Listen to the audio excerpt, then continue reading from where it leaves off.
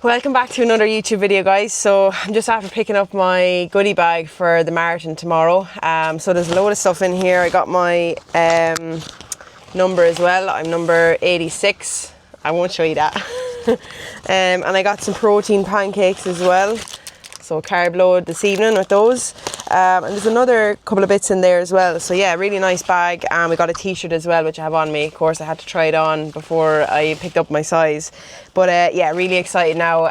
Getting a bit nervous, but I just need to, I suppose, relax a little bit this evening and get a nice bit of carbs into me, and up early in the morning and be in here for about 8 o'clock. We start at 9.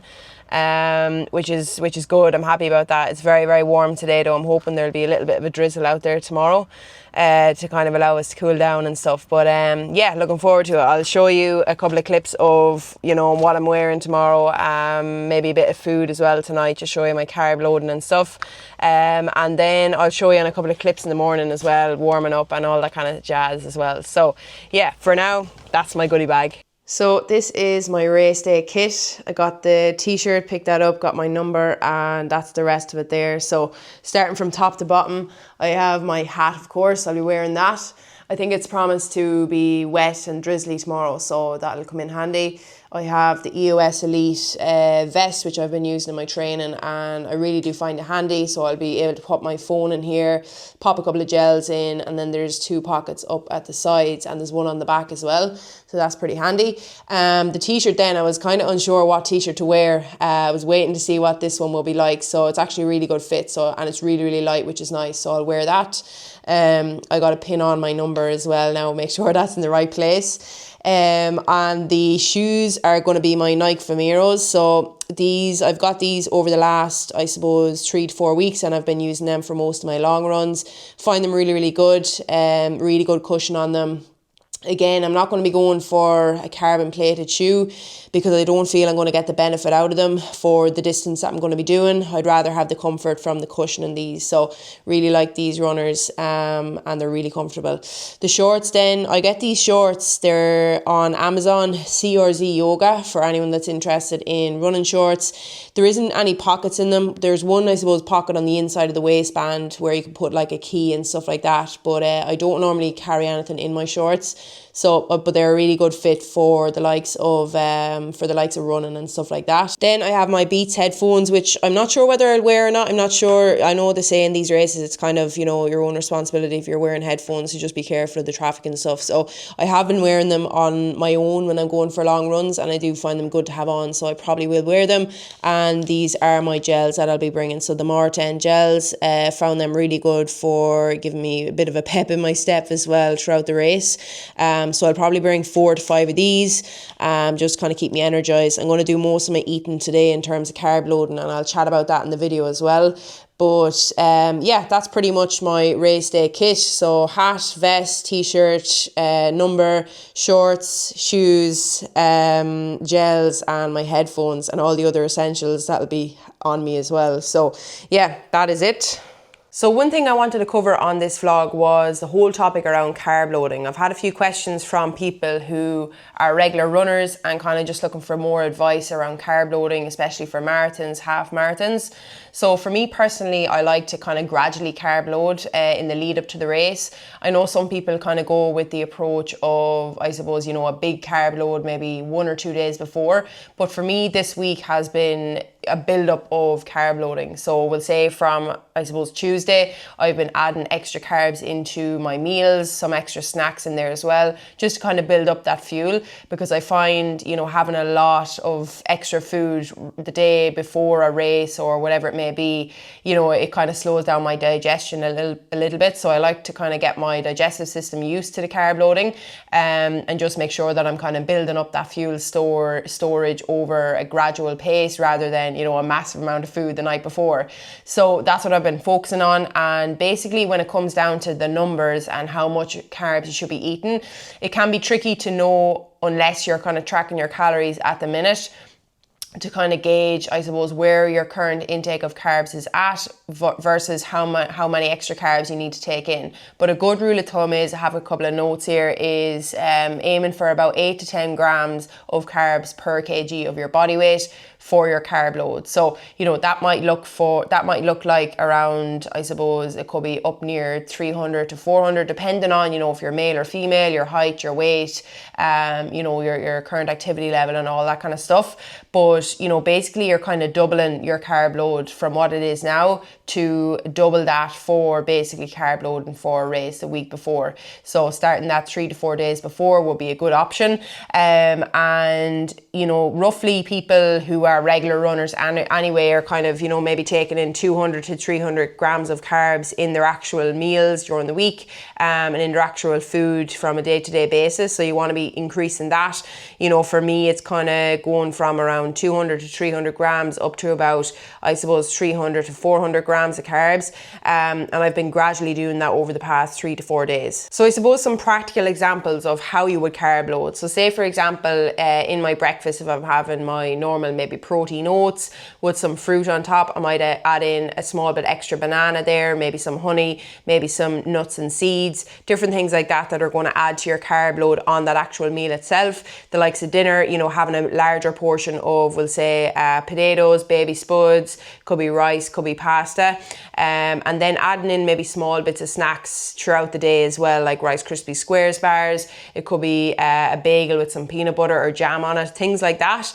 And it can be quite difficult to add it in from the get-go because your body isn't kind of used to this extra food, although sometimes it is quite nice to be able to carb load for the likes of races and stuff like that, and the carbs are always nice to eat. But it's important to kind of have carbs that, I suppose, you know, they're not completely alien to your digestive system. You want to be able to have foods that you're kind of used to, and just more of them foods rather than completely changing up your diet the week before a race, because that's really going to affect your digestive system. So things like, you know, your bread, your pasta, your rice, different snacks like the likes of breads, you know, bagels are kind of my go-to. I would always have a bagel anyways at lunchtime, and then, you know, things like that for pre-race. So the race itself tomorrow morning is going to be starting at 9 a.m. so I'm going to really struggle to eat in the morning just with nerves. My tummy won't be feeling probably the best. So the main thing for me is that I want to have majority of my carb loading done before tomorrow morning, and then tomorrow morning I probably will have maybe a bagel with some peanut butter and honey. That's kind of been my go-to over the past couple of weeks.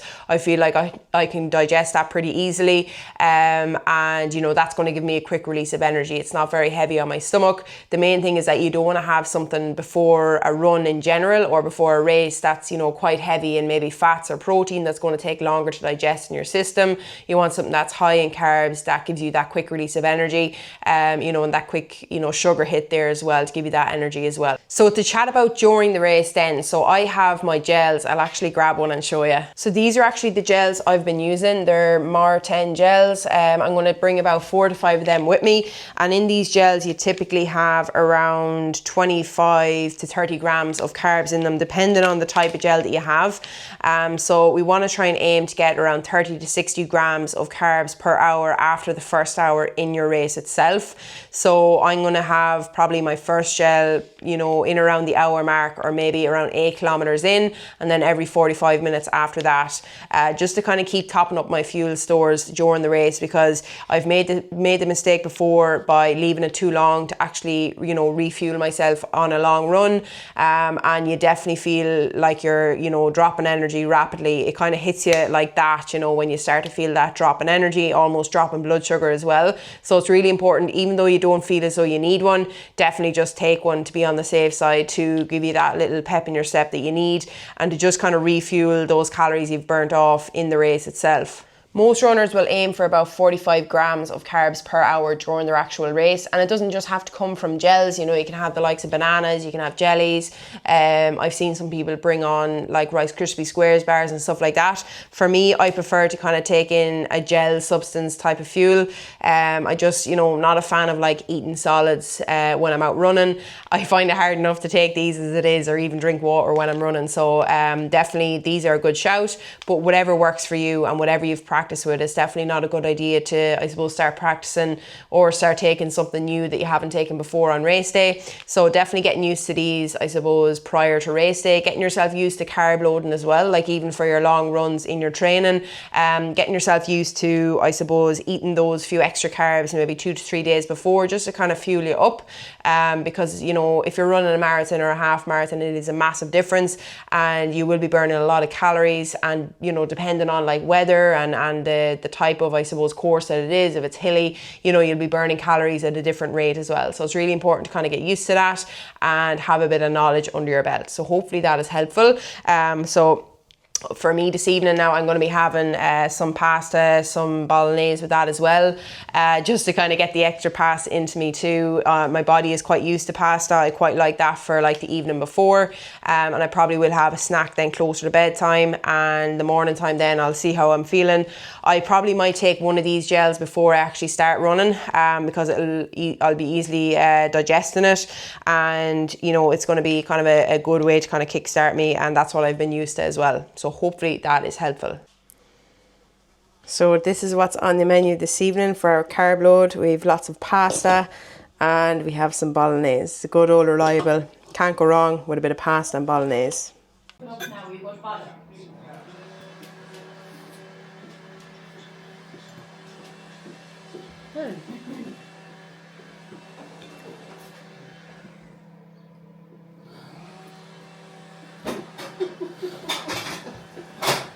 Morning folks, so it's a race day. Getting very, very nervous now. We're just heading into Longford. It's around just coming 8 o'clock now, so we're in good time. Get a warm up in, and I wasn't able to eat much food this morning. My stomach is in a bit of a heap, so I'll see how I am now. After a while I'll probably have a snack before I start running, maybe one of the gels as I was saying yesterday, or Rice Krispie Squares bar, the good old reliable. But yeah, I'm just very nervous now at the minute. I suppose like any competitive event I would have done in the past would have been very like group or team orientated, so it's very different for me. Like, it's very out of my comfort zone to do you know, marathons or half marathons. So there's the guards. So but yeah, so I admire anyone who I indicated there and I didn't mean to. So I admire anyone who does take part in these types of events, you know, that's kind of a solo ride, because, you know, you have to do all the training yourself, you know, unless you're doing a couple of runs or whatever with a group and stuff. But a lot of it is solo, and it's very challenging, more mentally than physically almost, you know. So fair play to anyone competing today, and anyone that has given me support over the last couple of weeks. It's been great. So yeah, we're going to head in now, see what the crack is, get the van parked up. I have my shoes and everything on me already. The outfit is on, but I just put on my running vest, make sure I have all my gels. Going to bring some water with me with electrolytes in it, and yeah, we'll see where it goes from there. So we'll give you a couple of clips of warm up and race day vibes in a couple of minutes.